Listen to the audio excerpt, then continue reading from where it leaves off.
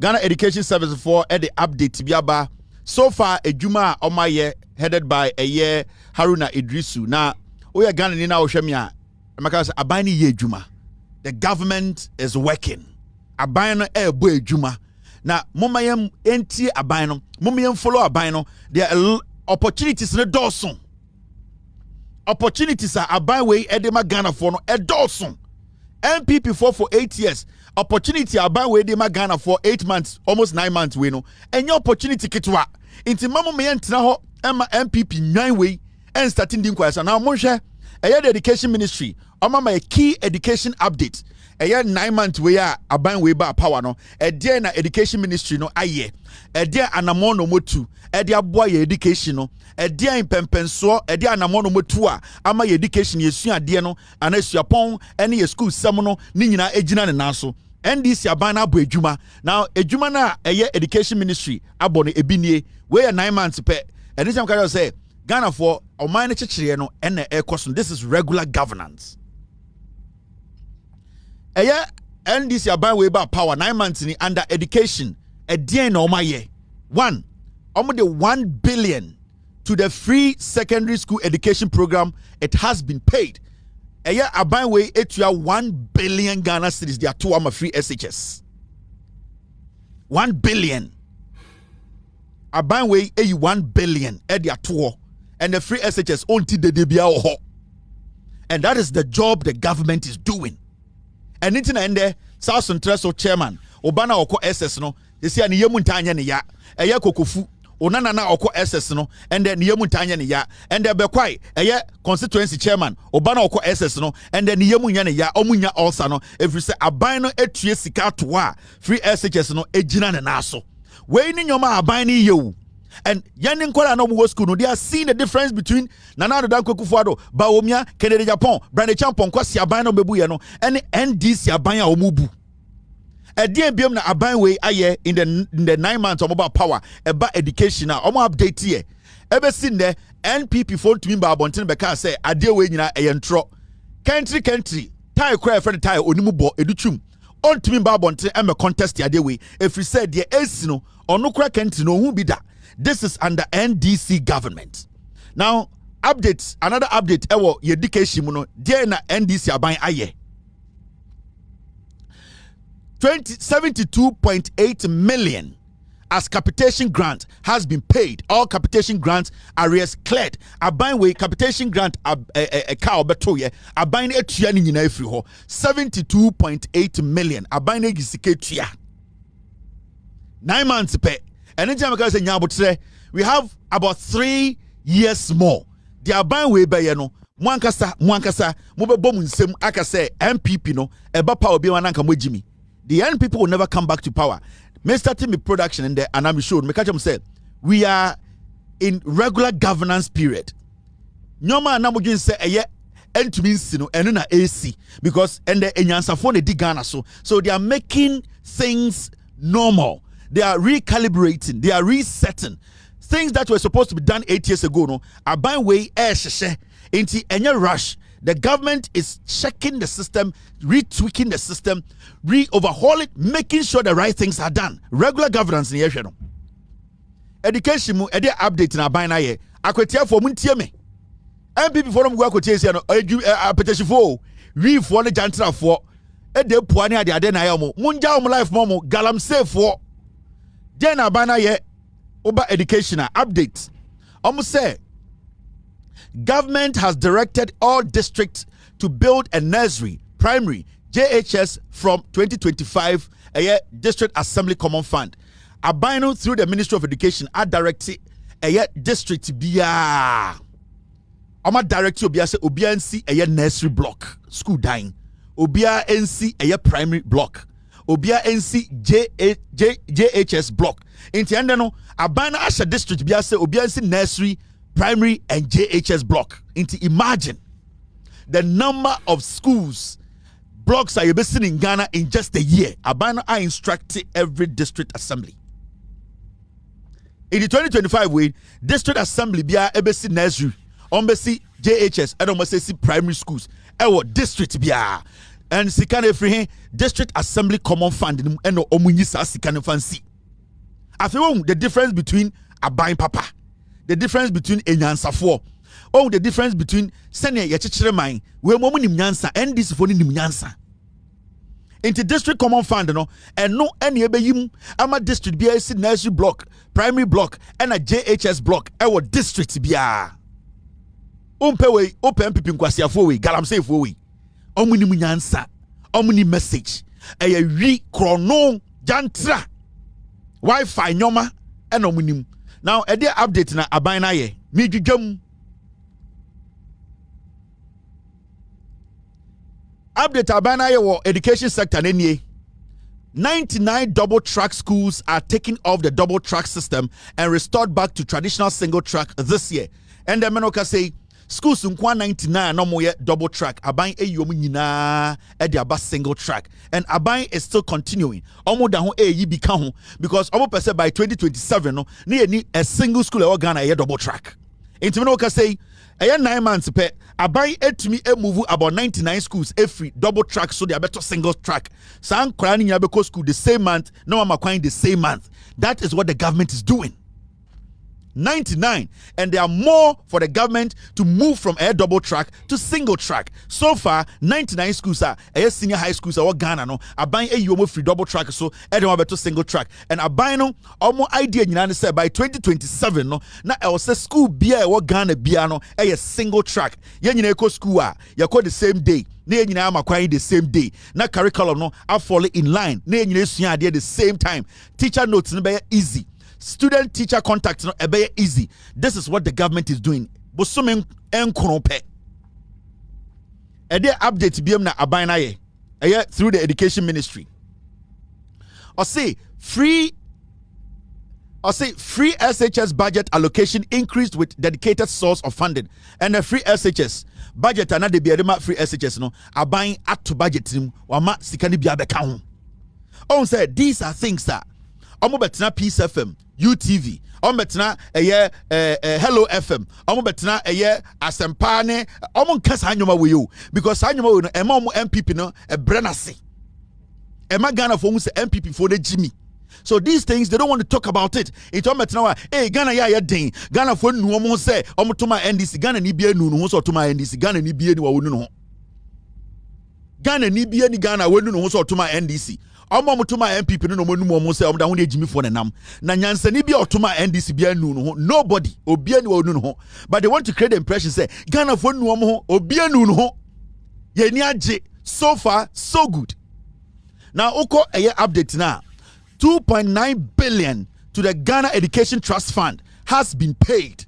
Aban way John Mahama ebie Ghana Education Fund friend of Ghana Education Trust Fund footwa John Mahama aban we ebebie na saa footwo no school ho nsensam into the bie saa footwo no John Mahama ne NDC ba part mo hu say ye behia footwo bi a ye nchirima ye ma no omo education ye be si school ye be di bibeko de school pon ye be bo ebi ho ban ama ko sua ade ama omakọ echire abeboa Ghana into odi footwo bi ba John Mahama ba de bie saa footwo no na saa footwo no aban sika 2.9 billion.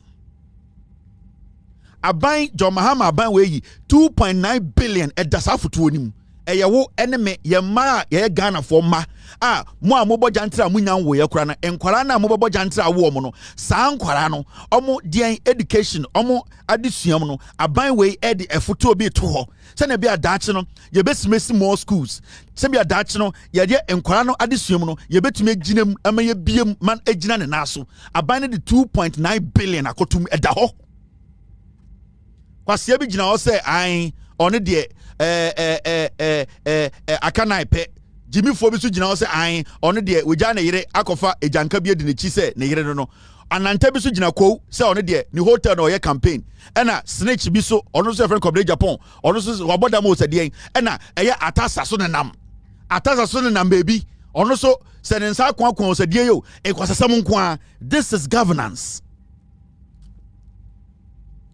Now, Wenima update in the Binie 895 million to the school feeding program for basic schools has been paid. aban no etua 895 million ediama eyedien schools ni nyina for eyedien eye school feeding. And what is the school feeding problem you see? What to say obiaka say me ba ko school ya man school aduane aban no etua 895 million ya cheni nyina and the school feeding no omutua. When your friend aban, this is normal governance, this is natural governance. So how do you can govern where Jimmy and I know Bushafo ever better a Jubilee House, now make me economy. So I question paying and our yere full of knee, Obeba and crying, Abba press as home. Unless say where Jimmy and our better bridge who could better Ghana for say we a billionaire. This is what we are calling, and I said this is what we call governance. Nyansa. Now, Uko Enima, PTA reactivated to improve school governance and promote discipline. And PTA na nanado dankwe kufuado achichidie no one agama lizard na efred baomiano Kennedy Japan mo ene brand champo ejimifo no ebetwa mu no NDC aban the PTA aba de ebe ne se ebema teacher fo no ene awofo no etumi adwene abom aboa ebo enkwara no adesua entitie mu.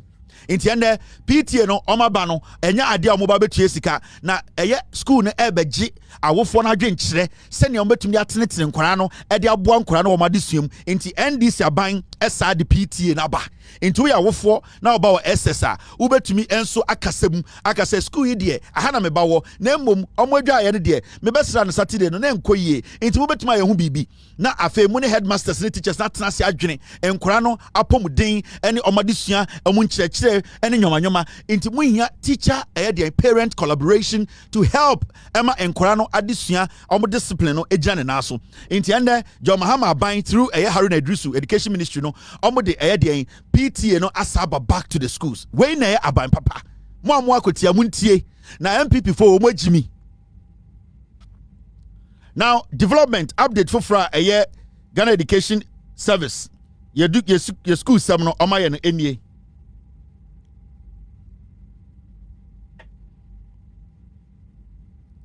122.8 million for BECE registration has been paid.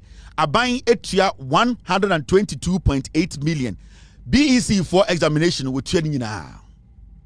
We umpewe na ope kaya mutium. Umpewe na ope mkwasiafo abayin. Ghana na otino. These are the things that makes your life easy.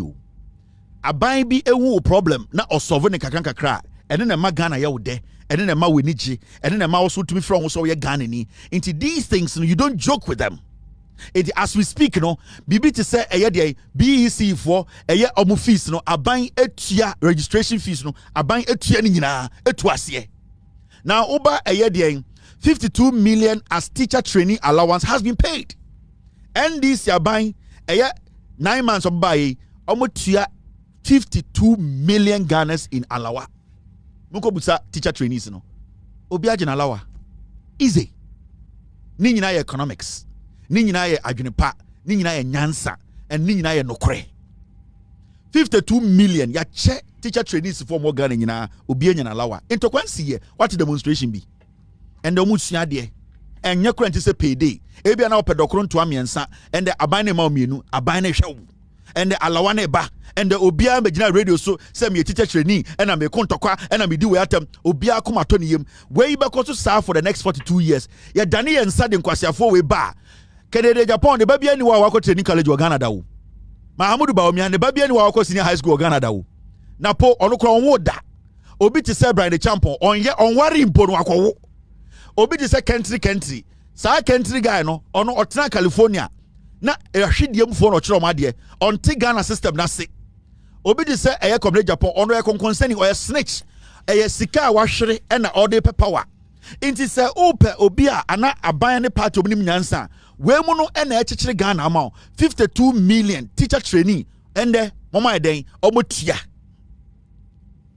we na mo pesa wo beteno we mu ntina na mo dwa Kevin Taylor de diatam mo boa ebedi o matema saka ne kura kire mo atani ne de betare mo because mo jimi no kran so de yesa de asaw mo intime no me nko bebia o migirem. Now you see school feeding budget increase per child and the nyina etia under Nana Dankwe Kufuado, now school feeding, now a 1 city, 50 pesos, and there about over 2 cities.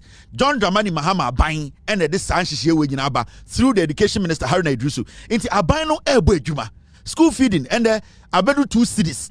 Under Nana Dankwe Kufuado, now a 1 city, 20 pesos, and there are 2 cities. Abana Tum, a holiday of America, and Sumijinem. A holiday in America and so because me pese one day kraba be dem man kwasia for we nya space edin so ahohoro mo to abeke kan kwasia se ma kire mo say sala na ntwiefo da bi me pese me ma obia space me pese me silly space ni nyina NPP in 2028 me gu no omni message now oba eye update na timely release of academic calendar for basic schools to aid proper planning from airtime Mahama about power NDC about power based in there. What to say a year academic calendar no send a teacher for the child in school. What is a teacher for the air complaining? Says the CID calendar no cry you so you need there because school you need the better exams. You see you need your report you and the teacher no and the almost the BBA is streamline the BBA beam. Now will be to say Professor Nano Pokwajman or your academician or you'll be our school watch that day or the now a vice president. Would you say your school some any a sense say no.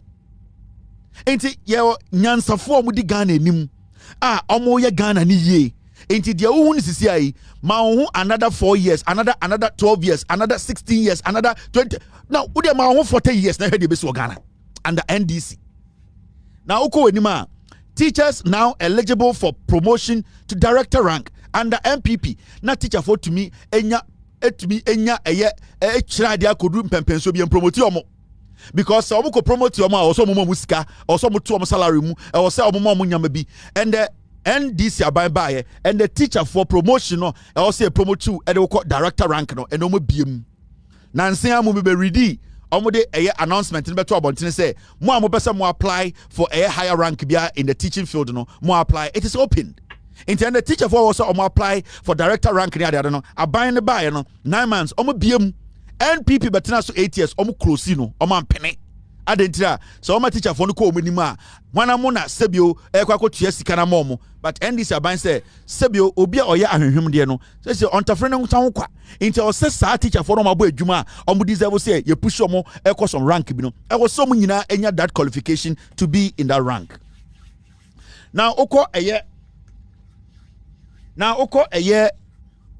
teacher licensure exams where teacher trainee travel back to campus month after completion to write cancelled.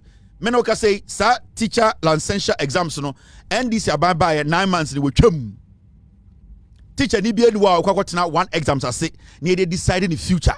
Ewo Ghana. And you say the accumulation an accumulative record and the assessment biaba teacher ni chiradia or see a sibi oba school term sibi o chiradia sibi o keka no ho oba refresher course na ya hu teacher no standard na ya hu say yes teacher no or refresher no ho na yentumi nka say 1 day pe to quite free mikro ma yeldo na brand crime na better exams na wo failure wo fra yeldo bedrun crime na wanya baby anda entontom yo insokobo na watade kofo na anopa na wetu better exams na wo teacher school akọ ni na ahwero and the NDC aban etwam teacher licensure exams no ye twam and ye be assess teachers no on their performance o try there no ye hwese bia o put notes together send your own interaction tier ye hwese send bia practical si bia utumi ema enkora no adwene practically theory wise ye hwese bia obetu into accumulation into ende no teacher licensure no NDC aban yetwam and obi ene obetu ka every akwetia say me fa car me fa ko 4 bus me fa VIP me fa de ndien ayalolo e de abankra akotre exams asaba dabi ye twa sa de nim obi abetena akwetia akira de NDC aban na ekasa no into your teacher din na wakwetia ochina unim se na also to aba because one koto aba ni ye na debi koto tia NDC a kwasiafo we e the teacher licensure de beba ba omia ne ba enko school enko SS mpoda wo ba omia di ba bia okọ SS ba omia ontia SS fees da e wona brabo onto akiola da ba omia onto bi da ba omia ne ba ntro BEC da Canada Japan ne ba bia ntro exams o Ghana da Canada Japan ne babia ni wa wako school Ghana da Canada Japan so primary onto wase so SS onto wase o university onto wase Canada Japan onto Ghana education ase enti onto sibia education ya hihye no onto ase Brand Champon on ware ye no wakowo ade obabia ko school amana ko university onya bi da budi pa pigu brand champon or pigu flowers so into a good hotel or flowers in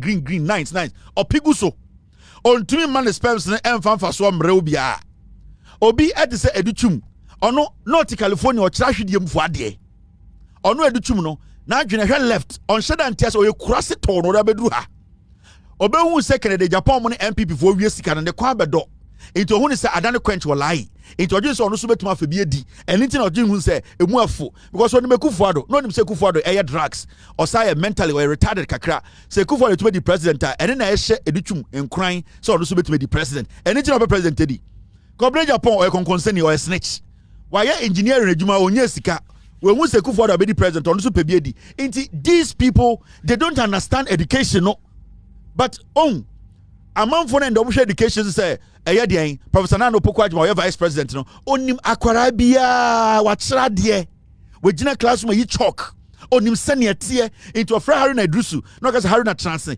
either azi yenye ne dey oye ndema obese America bibia chro iya want twist yi kakra na on curriculum no onye demi Haruna will listen because Haruna knows say Professor Nano Pokwajima has the experience. Now you get what I mean. Into Professor Nano Pokwajima or fro no or do tina form na or chrow there easy. One year de me onim dia all can because why education minister da or sa obia why redra ewa de chirem onim dia obetima ye ema sebio ade chire gina ne naso enso ba MPP mu a enkwasiafo nko hu nchansi mu abrochire omko twimponkosi mu abrochire omko de dankofo basement omoba mo se kwaji degree ejimi fo nkwa ma enko eni na menjudwum infante eni obua now or say all stalled e-blocks to be revisited. And the NDC about to say, under education, 9 months, e-blocks are Nanado Danko Kufuado, Bawumia Kennedy Japan, Mobeto ya, Omujaguono, Omobabe finishing in na afe ye bie Ghana Edian, senior high school num, Emma Ubia Enyebiako. Free sanitary pad for all school girls launched. This will help to keep our girls in school. Now you have and your lunch a sanitary pad for every single female student or senior high school. Junior high school and ADA, so obviously primary. And this is the way to go. Near to Chroma in 2012, Professor Nano Pokwajima and Mahama in 2013, 14, 15, they launched this same sanitary pad, free sanitary pad for Nkwara. Samuel Ukukwasi Ampenya and on a girl ya or dear jantra of which ya or no shisha will be a bano. Samuel Ukuka say sanitary pad and NDC for the Koye Drew Kwasi Ampenyi. And they were national lotteries vosika ma ne fo edenchen no de nam Ghana Jimmy odi di ba omiechi because ohun se ho na efo Samuel Wuku Kwasiampe no oye national youth organizer time na NPDC wo power mo ka say omo the free sanitary pad ba 2015 2016 Samuel Wuku begina TV so your press conference ka kire Ghana for say NDC aban ne de sanitary pad na ekoye duru na ne yire oware ne nde sata na ne yire ne bo pad kwasia by NDC for back. They have introduced the sanitary pads in our senior high schools, junior high schools, and Kuranda Benya access to sanitary pads. No more so, SCC or Moso, no more by embarrassment, no more confidence, na kosro, Sebio, one simple sana, and ya obian and yesika to be to sanitary pad. A very essential in the life of a young girl, a youth, and a young girl, a West Ghana. No, sanitary pad is an essential commodity in their lives. And to do not underestimate such things. It is a Professor Nano Pokwajima mo eshebo opposition na ende oma lunch a free sanitary pad na we need to be happy about it, we need to support it, we need to make sure say aban when akoso ayade we sa for the next 42 years. Brand champion no bu petro amimu abuofunu na nanta se eyi now 300 million to the no fee 300 million. Aban way to 300 million to the no fee stress policy, and now also all senior high school graduates who get admission to the tertiary have benefited. And there are a lot of kids in our senior high schools watching me tonight. You want kwara omufia kwetia. Omawufowa kwetia. Menom kase nkwara wo Legon. Nkwara wo tech. Nkwara wo ebia nursing college. Sa nkwara no omu first year sika aban way amomuntu ahwe ne papa ewa akwetia ne papa dim se John Mahama abai aye biama no ede na saa awofo no onye de obetuma aye ede ahye John Mahama ne NDC ni munyam ne se ochena obeto ama NDC every say ne ba eco school for 1 year ontua kapre no ede pa na opese eye awofo a owo akwatia edema John Mahama de hye nyimonyam and the okwa akwatia akore bia otumi ko university bia owie SS ko university bia no 1 year first year akore ntua school fees and the awofo bia owo akwatia anadwi oba ewo school first year ontua kapra ochina okoka NDC one de bone akoto abeti NDC alantankun sebi obosuma owo akwatia nkun efise onim nyansa efise aban na ete so no edwene wo ho NDC aban no edwene wo ho me no ka say wo awofo na wo hwe me anadwi wakoma yare na ewo so no sa wo sa akoto aba ema MPP a obetena so no wentuma ma wo ba enwura university anko first year for free na wakoma yare na mmra na nkun tontwene because unim nyansa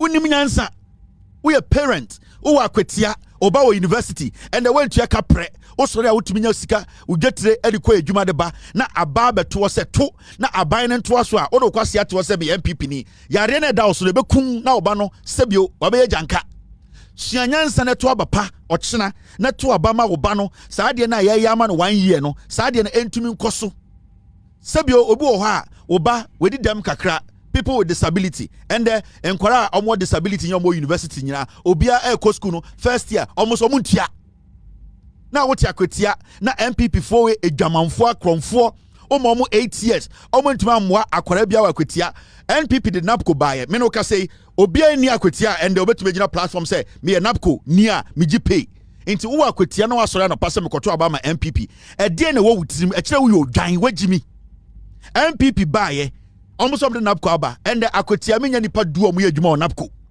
efrise na eya dada na woti akwatia nde se ochana no pa mekoto am MPP uyo dwan unim nyansa enyansafo mu akwatia no meto atia MPP efrise mo pese sebio akwatia mmebunu no omso enya bebi gina me no ka say national apprenticeship program kwa akwatia mmebunu no etu eguso from next week ya be start afan kofo adwuma MPA mo se mo pese mo de ne bei asomedu galamsey ni we o de book man say on kinkan kura on tiase and NDC aban apprenticeship program kwa akwatia ko hwe immebuna saline na bebunu na opa adwuma no a obesenya NDC MP amana make sure say emayo ne member wana ye kire omudin wa akwatia no e wo say ye form ntem no odwen say imbebunu no wagimi we a young man we a young woman no akotro wudin e wo national apprenticeship program no e wo akwatia ne anadwi a so we nya wo MP ema na ndi so eye NDC ni a ebe den every say akokwa oben oni no oni na nya abebesere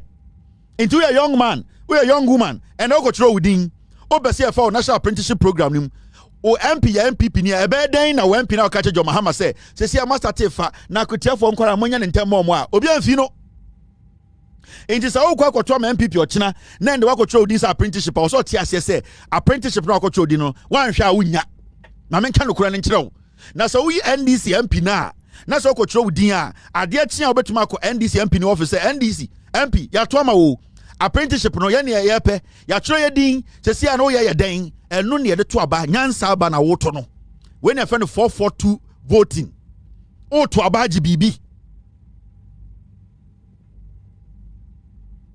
when your friend say oh to aba agibibi into your babunu na say wa register for national apprenticeship program na bia ende na akotro odin ochira akotro odin a make sure say to aba na NDC ni no NDC ni wi ni a na waso de pa say wo na ye John Mahama ba ye pese ye ni akotia for ye mfa ye ntam eno wanya next time no eba no watuatia no nti e wo say woto 442 aba into ochina no wo ye mabunu na wa akotia na okoto aba ma ne hye wutirim matro me di wa apprenticeship program no kwara beto ma NDC ni no send e be ya owini a send e be ya ono betuma akọ awaka che John Mahama ntam ni abeze saye ame akọ apprenticeship program na wanya ne saa na aga yesoma akọ kire me din na me koto asomedu oje title no kotena nwuram akotu gala solo gala asomedu oji to me na odukotena nwuram odukotu gala odukoto excavators asomedu na danfo pa ne chema wuntumi asomedu ono otwan sembo ma de tumi a obetumi yakofa excavators aba abese mo nsase